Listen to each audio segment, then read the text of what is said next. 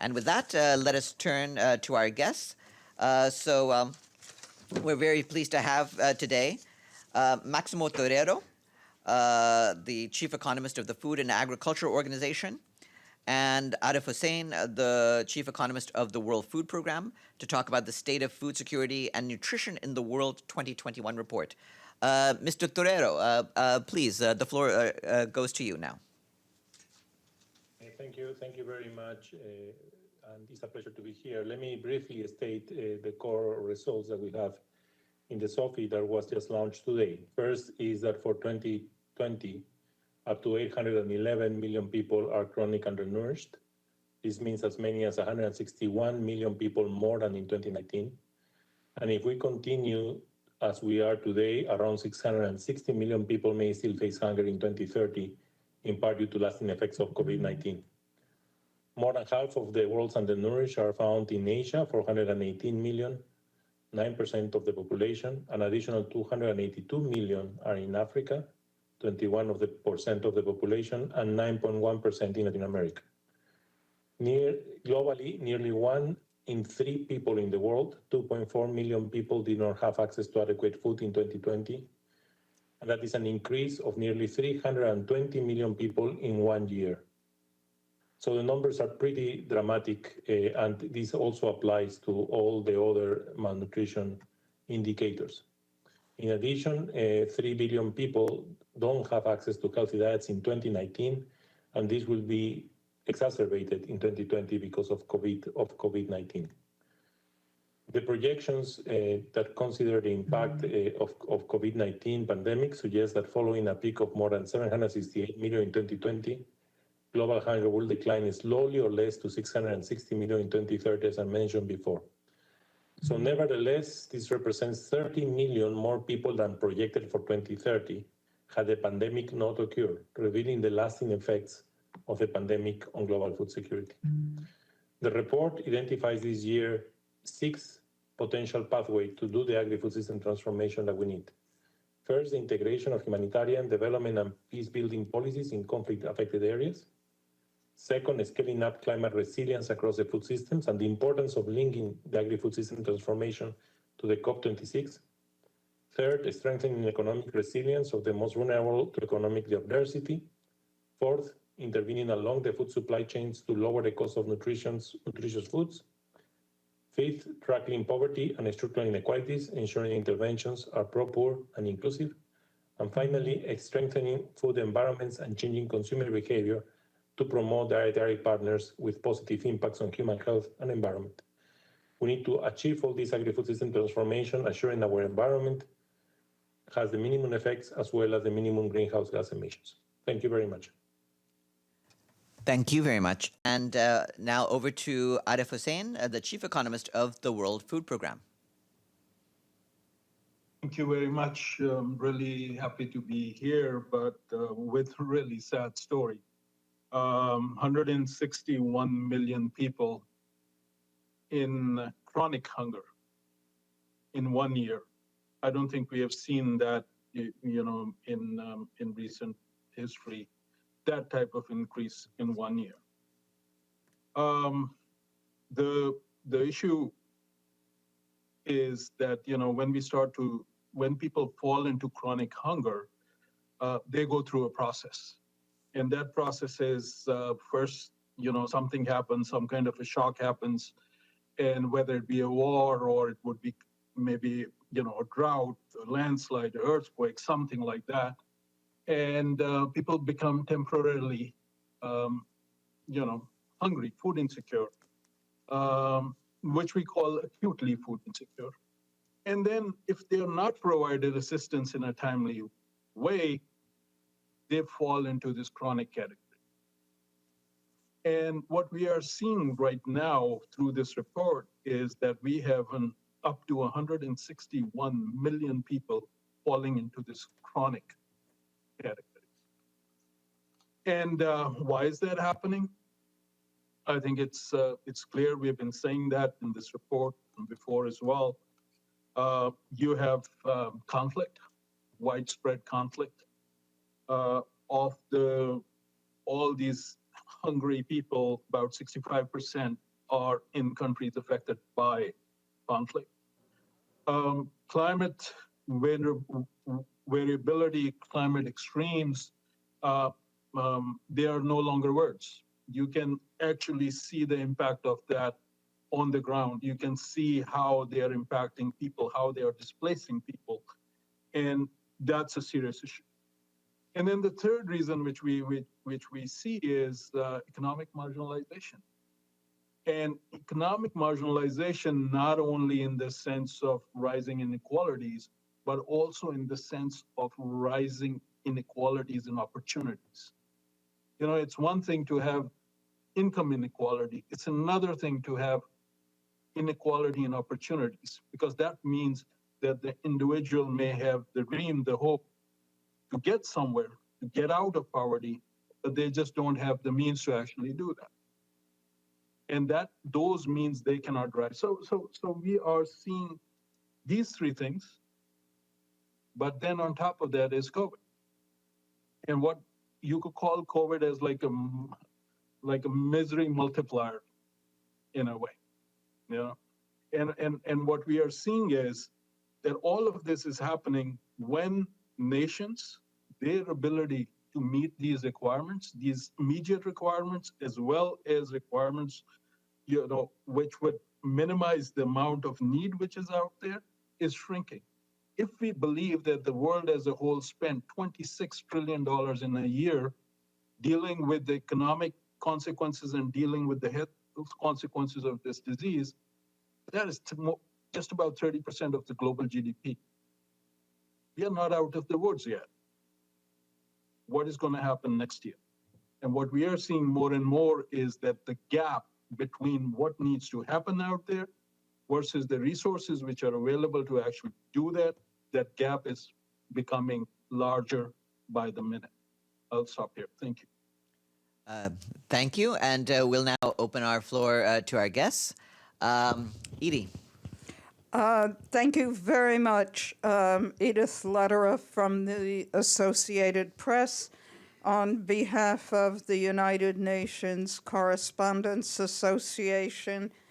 Thank you and welcome for doing this briefing. And I think we've just lost them. Wait. You're here. Can you hear us? Here. Okay, yeah, we can't see you visually, but all right, we'll keep going ahead. Edie, okay, go on. As long as you can hear us, that's good. My question is, hunger's been increasing since 2014. Obviously, 2020 was a truly terrible year.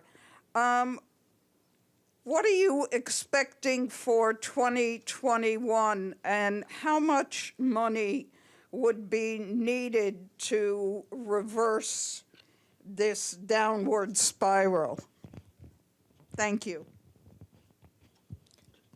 You want me to answer right now? Sure. Mr. Torero, why don't you go first? Okay, so first, yes, hunger has been, basically was decreasing until 2015, and then it started to slightly increase. But the spike that we are facing right now is enormous. It's 161 million people more in 2019. Now, surprises were what is happening in Latin America, for example, that was not expected to be such a level of impact because of the problem of COVID-19, which has put the region after Africa in the regions mostly affected. But Africa, still the numbers could be significantly higher in 2021 if we don't accelerate quickly the vaccination process. So the risk is huge. And this is related to the numbers and the acute food insecurity, which is what happens when you have a shock and not necessarily can evolve into chronic undernourishment, which is what we report.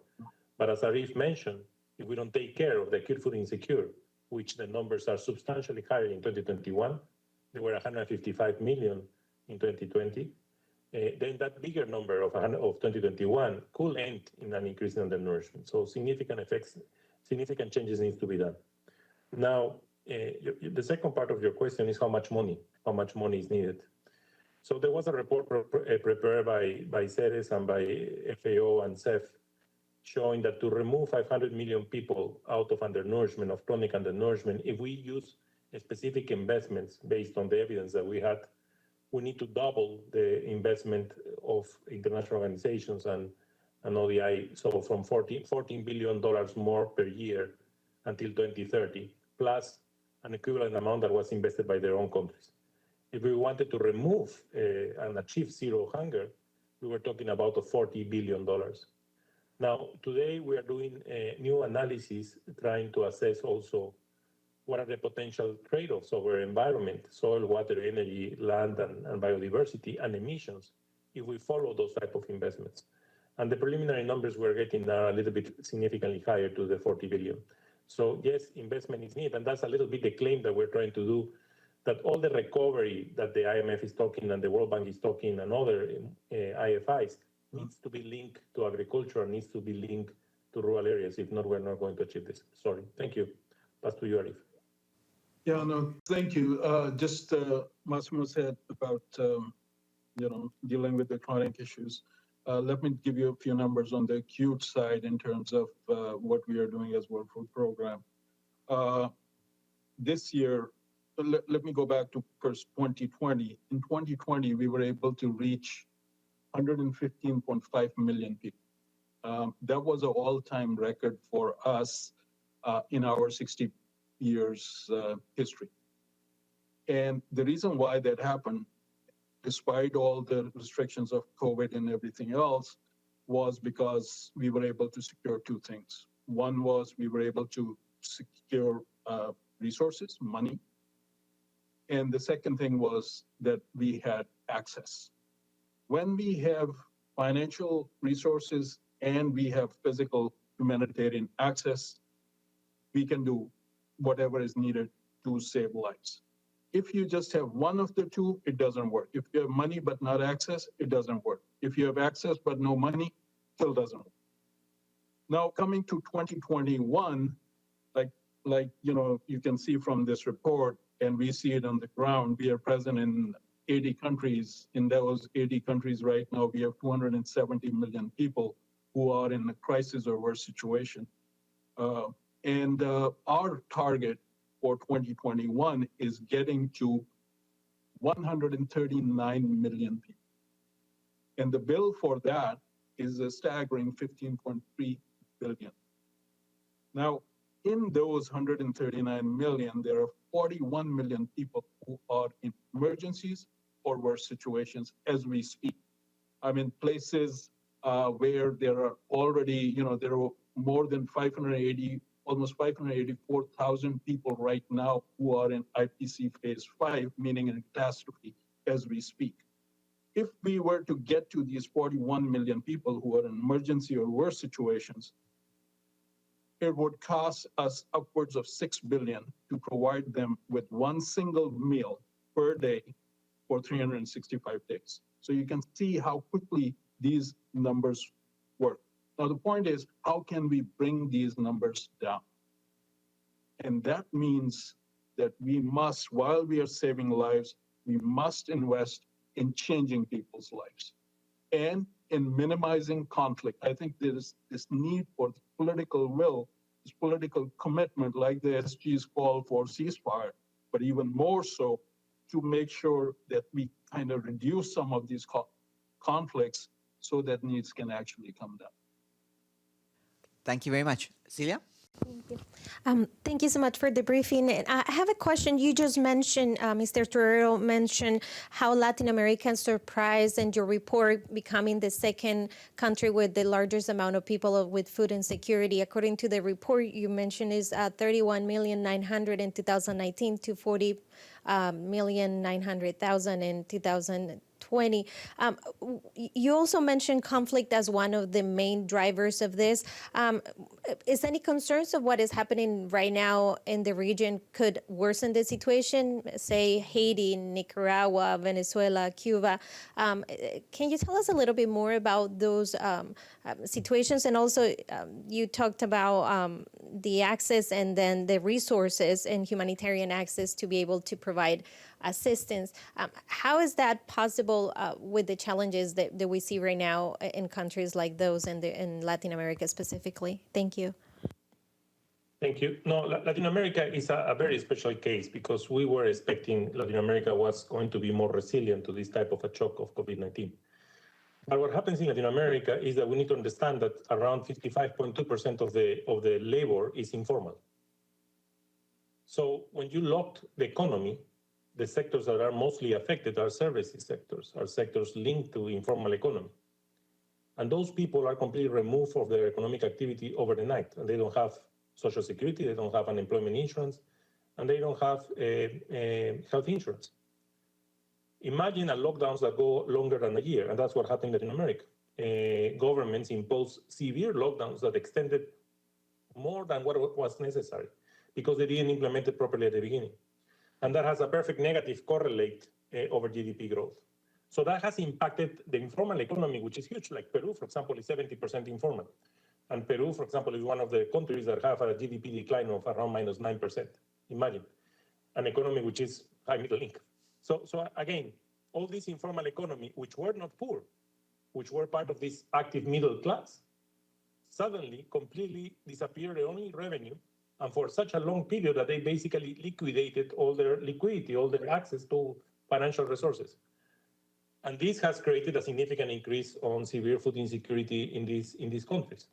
Now, of course, in the countries where there is conflict and where there is hunger, a conflict could be accelerated, but when there is conflict also, the combination, and that's what we show in the report, the combination of conflict, climate shocks together exacerbates even more the situation. So, and we don't expect, because of the duration and the dilution of their assets, that this informal sector will be able to recover quickly. So the middle class in Latin America has strength. One nice example is the case of Brazil, where absolute poverty was reduced, strangely, during 2020, according to official numbers. And the reason was because they expanded their cash transfer program. But they expanded the cash transfer program to the traditional listing of where people were poor. And that means that people that were poor were removed out of poverty. That's why the number came down. But when you look at food insecurity, it increased substantially. So there is a contradiction between reduction of poverty and food insecurity. And that's because these cash transfer programs were not targeting these new hotspots of food insecurity. So the situation is critical in that region. The problem we see in Africa is that this year, the effects has been not so high as we would have expected because COVID-19 entered late. But if we don't vaccinate and we don't accelerate vaccination in that region, next year will be terrible. So we need to move and change things quickly. Now, how we can operate under conditions of conflict and so on, and Arif can elaborate that more because of what they do. But I think we need to find ways to create this nexus between food and peace, and we need to create this political motivation to increase ways in which we can increase resilience of these areas, and to start moving strongly to avoid exacerbating current situations. Yeah, just on that, I would just, what we have noticed, like Máximo was saying, that there are places in countries where we were present, but also in other countries where this new vulnerability has been created. And what we have seen is that if any household gets to a stage where they have to sell their productive assets that they use to make money, if they have to sell those, it takes a long time to recover back. And this is where the chronic, poverty and hunger gets created. In terms of, where we are and on the conflict settings, whether it be Yemen, whether it be South Sudan, whether it be in places in Sahel, what we are really, really, really pushing for is that we need to show peace dividends. We need to show that when there is peace, things improve. And when we can go in earlier, we can save places from getting into additional conflicts. And I think that's something, it's almost like, imagine that, there is a forest on fire, but yes, you have to, be the fire brigade and pour water on it, and you have to extinguish those fires. But then you also need fire breakers. Because unless you put those fire breakers, you have more and more and more conflict. Conflict spreads. And this is where we are saying that we have to work together on the humanitarian and development side to show better peace outcomes. And if we can do that and do that well, I think we can help minimize conflict. So there is hope. But we have to be fast, we have to be quick, and we have to be working together and putting resources where they are needed. Because I would say one thing more that, we always ask about when you want to do something, people say, what will it cost? We also need to ask, what if we don't? What if we don't do anything? Is there a cost? And that cost-benefit analysis between the cost of doing something or not doing should drive our policy decisions and our political decisions. Okay, thanks. We'll go to the screens. We have a question from James Reinl. Oh, hi there, gentlemen. Thanks so much for doing the briefing and for compiling such a thorough report.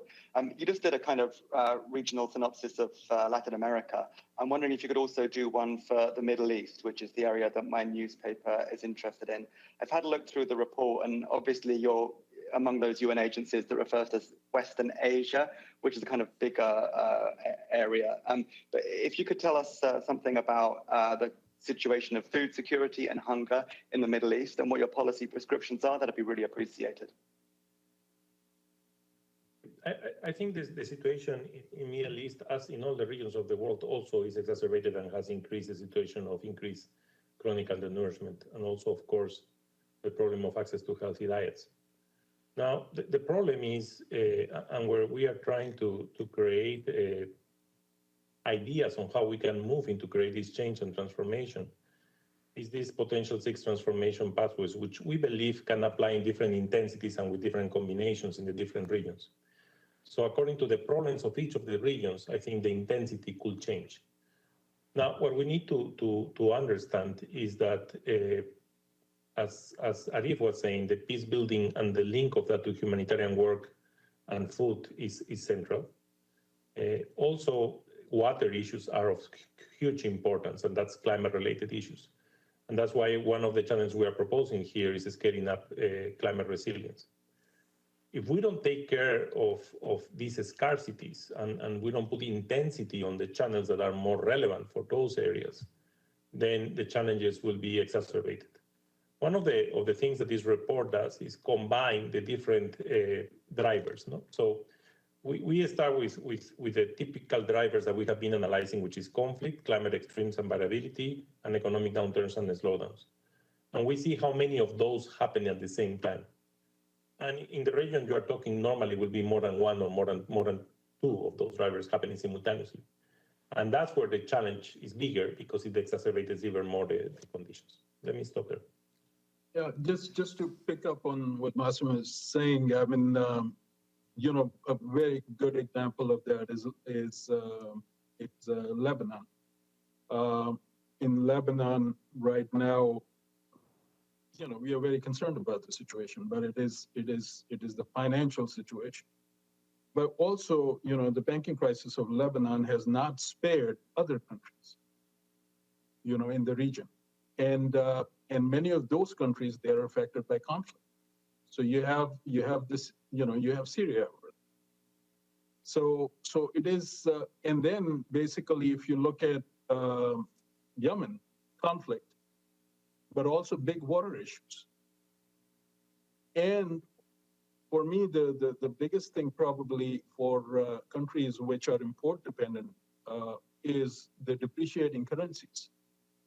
And we are seeing more and more of that, I think in part because of COVID, that, currencies are depreciating, whether it's Lebanon, whether it's Yemen, whether it's Ethiopia, whether it's South Sudan, whether it's Sudan, whether it's, the list goes on and on. In many of these countries, they import food and they pay in dollars. So what that is doing is that is driving general inflation in these countries in double digits, but also food inflation. So we have to be, sort of be concerned about all of these things and these things coming together to create a situation which then fuels conflict. By the way, don't forget, 2021, is 10th year anniversary of Arab Spring. And if you recall, Arab Spring, the spark of Arab Spring was in Tunisia, when one individual who could not afford food in the market lit himself on fire. That was 10 years ago. And we are, in many of these places, we see that we are, this relationship of this frustration which is building with rising prices and lowered or decimated, incomes. Just to give you one figure from ILO, in 2020, household income was lost by $3.7 trillion. What does that mean? So these combinations are what really worries us a lot, day in, day out. Okay, and we'll have one more question from our people on the screens, and that is Abdul Hamid Sayam. Abdul Hamid, over to you. Thank you so much, gentlemen, for your briefings. My name is Abdul Hamid Sayam from the Arabic daily Al-Quds Al-Arabi.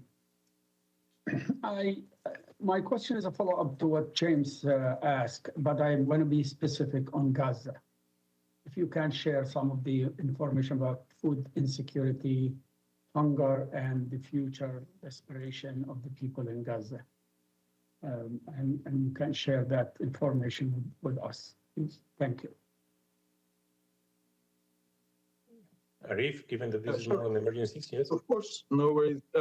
So one thing I would recommend is that you look at what is called the Global Report on Food Crises, which was issued this year in late April, early May, where there is an entire section on Gaza, basically establishing the level of food insecurity, establishing what needs to happen in that in there, and bringing out the need for both humanitarian action, but also development assistance.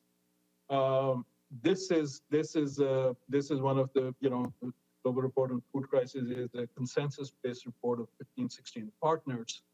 So what you see in there is something where we can for Gaza and for Palestine, we can stand behind it and say that yes, this is the situation. There is no doubt. I mean, there is a lot of need. If I just offhand, I think of the total requirements, vast majority is in Gaza, and we have operations there. We are to assist people. And we can provide you with the figures if necessary in terms of how many people we are assisting as we speak. But you can also contact our office there, and you can get the latest figures in terms of how many people we are reaching every month. Thank you. Only to add for a second, I think this is one of the examples, like programs like the one we're developing in hand in FAO. Together with WFP, is the only way in which we can help an area which has been affected enormously because of conflict, and most of their access to natural resources and to technology has been affected. No? So here are places where it's not only just providing food, which of course is needed for the most vulnerable, but also finding ways in which in the future you can help to increase their resilience to this type of shocks. And what we can do in that sector of agriculture to be able to help them under tough circumstances like the ones they are living. Thank you. Thank you very much. I don't see any further people asking for the floor for questions. So with that, I would once again like to thank Mr. Torero and Mr. Hussein. Thanks very much for your presentation, and thanks to all of you who have attended. Have a good afternoon, everyone. Thank you very much.